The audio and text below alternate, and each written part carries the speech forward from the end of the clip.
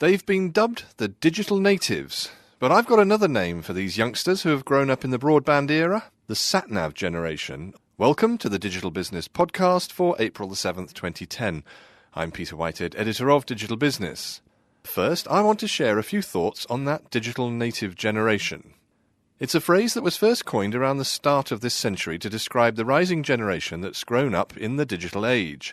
The rest of us are digital immigrants, carrying with us the baggage from other eras which might make us look quaint, dumb or helpless to anyone under about 20 or so. And yes, I think the theory all rings true, as my own teenage daughters show me on a regular basis with their slick online socializing and sighs of despair when I ask them how to do something on the PC.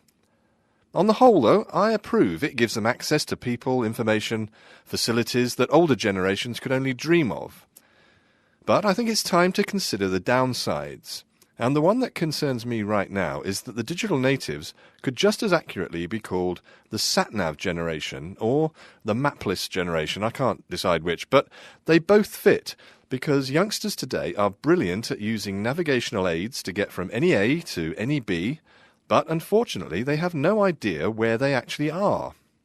I use the term SatNav because satellite navigation shows a driver the road they are on and the one they need to turn into next, but very little more. The entire journey could be within a mile or two of the coast or some major landmark, but the SatNav wouldn't show you. It's the same with other things. Give these youngsters broadband access and they can answer almost any question, but they've got very little idea of where that information fits. And it applies at school as well, where they're only taught precisely what they need to know to pass an exam, and where they might even be advised not to read more widely around the subject in case it draws them away from the curriculum. I think this goes to highlight the difference between knowledge or intelligence as opposed to information or data. And I fear that the more reliant on technology this generation becomes, the narrower its field of vision will be. And this could become a problem for business in the future, especially when it comes to decision-making.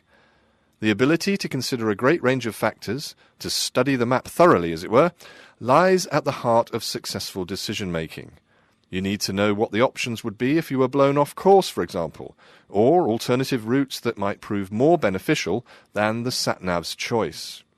I'd love to hear your thoughts on this. Feel free to share them by dropping an email to digitalbusiness@ft.com.